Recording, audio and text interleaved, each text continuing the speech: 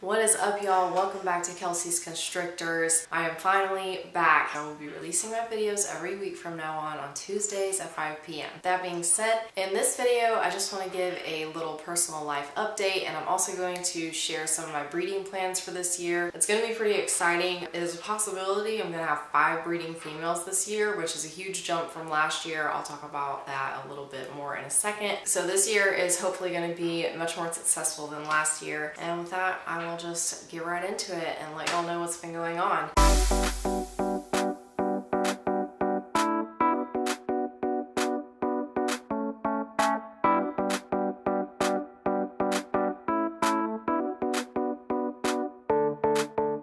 So as you may have noticed, I haven't posted a video in about 5 months, and I do apologize for that. Life literally went absolutely bonkers after my last video. So in my last 2 videos before I kind of fell off the face of the earth, I was talking a little bit about how life had been crazy lately and how things have been kind of hectic, and that's why I haven't been filming as often, and I kind of got off my routine. Well, all those things in life looked at me and then said, "Oh, really? You think this is bad? Let's take it up a notch." And life took it up a notch, or 3 or 10, I don't know. But things just went crazy. I mean, absolutely crazy. I was dealing with crazy people. I had a car wreck back in June that took 3 months to deal with between the insurance. Really weird story. Like, this guy was driving a car that wasn't his. He worked for a dealership, something like that. I don't know. It was so messed up. I was just like, I'm just gonna let my insurance handle this. Well, letting my insurance handle it took like 3 months. So there was that. And then of course, as you may know, I did move as well. So as you can see, I'm in my new snake room setup now for these videos. So I'll be filming in this room from now on. The house is great. So much more room. That's wonderful. I have a garage now, so I can have all the rats in the garage. So far, you know, everything's great here. Literally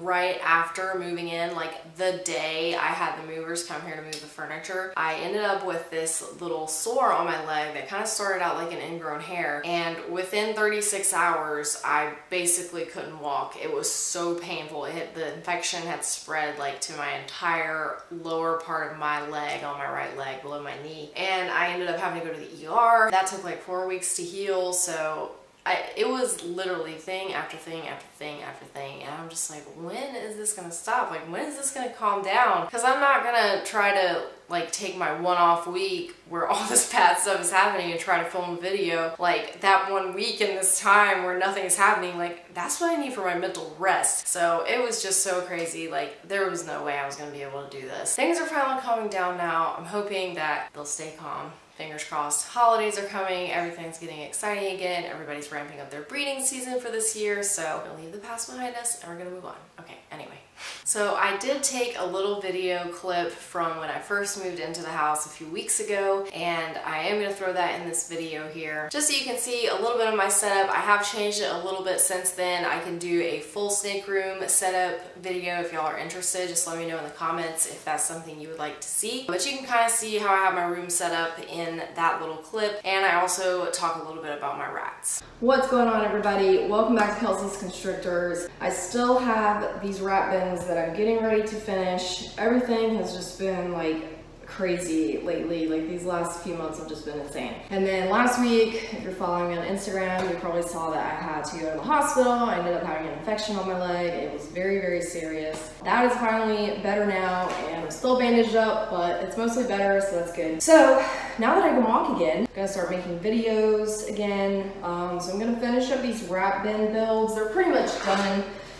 Basically what I did was exactly what I did in my last video.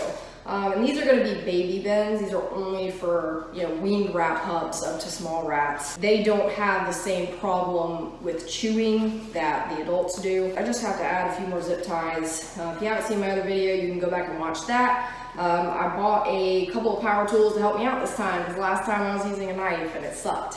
So I got myself a little saw, made it a lot easier, and then same thing, just cut the wire and drill the holes and zip tie it in. So if you're looking for a cost-effective way to keep rats, that is definitely something I recommend. If you are looking to keep adult rats in these kind of bins, I don't recommend it, but if you're tight on money and you need to upgrade or something like that, and you can't afford another rack yet, you can buy the heavy duty bins from like Lowe's or Home Depot, and they're gonna be a lot better. The plastic's a lot thicker on them.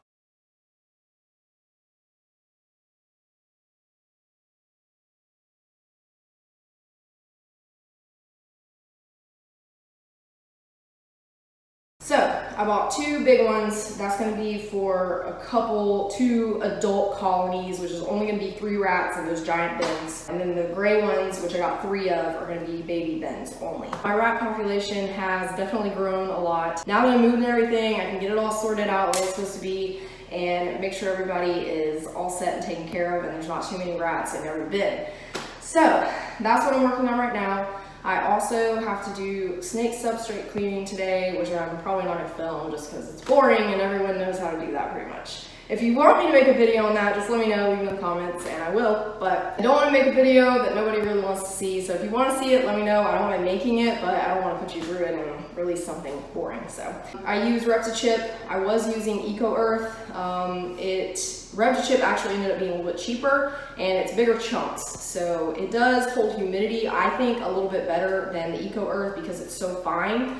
But that's what I've been using recently, and that's what I'm going to be replacing my stuff with. So this is my new snake rack that I got from my friend Chico. Shout out to him, thank you so much. It's working out great and it's perfect for my adults. I love it. I've got 4 in here now, and I'm gonna be moving the other 3 adults that I have into these last 3 slots. Here is Sadie. She is my Inchy girl who I tried to breed last year.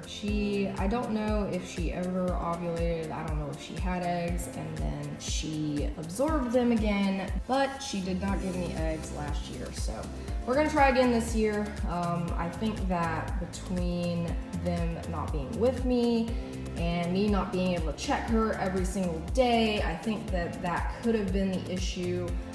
Also, I was not able to change their substrate as often as I would like, and as you know, ball pythons can be extremely picky and finicky. So any small change in temperature or humidity can throw their breeding cycle off, and I think that that could be what happened, but I really don't know.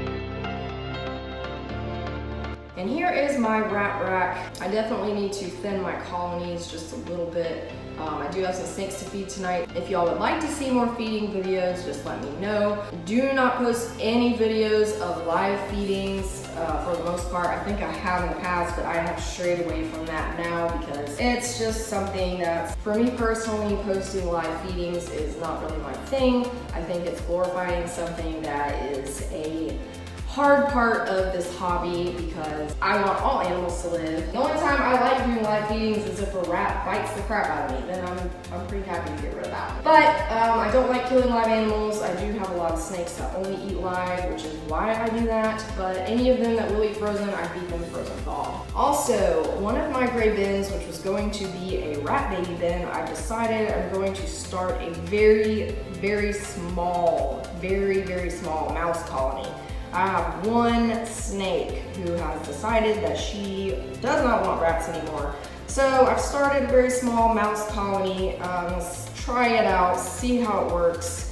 I'm hoping that when she gets a little older, maybe I can switch her back, but right now she is just not going for anything except for mice. Okay, so now I want to talk about this year's breeding plans. This is Athena. She is, if I remember right, I always forget if it's super inchy or super pastel. She is a champagne super pastel inchy. She is my most heavily gene loaded snake. So she's got 4 genes. When I got her 1 year ago, she was 175 grams.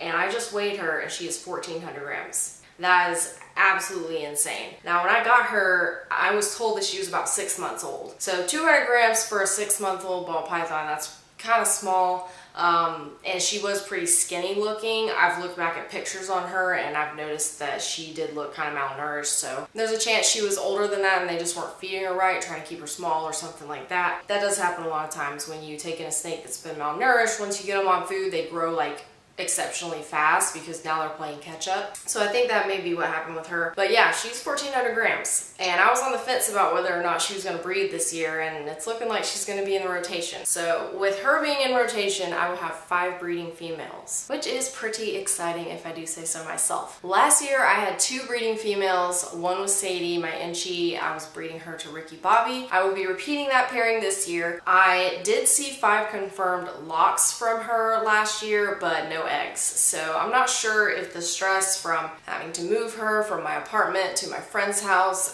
that may have done something. I just think she may have reabsorbed, but who knows. So I'll be repeating that pairing this year, and I will also be repeating the pairing with my pastel and my TSK boy. Now, here's the kicker. I bought him as a TSK Axanthic boy. Now, he is very visually TSK Axanthic, that's not a problem, but I put him in with my pastel last year, possible super pastel, who I'll be breeding again this year. And last year I paired them the same amount of times as I paired Sadie and Ricky, and I saw no locks any of the times. And I checked multiple times per day, never saw a lock. And then this year, because neither one of them went last year, they've both stayed on food, they're both still the same weight. So I went ahead and started pairing them. Again this year, I did not see any locks between the pastel and the TSK boy. So because of moving, I've somehow lost my probe kit. Once I find my probe kit, I'm going to be doing a gender test on that TSK snake, because now I'm wondering if maybe it's a female. That would be fine with me if he was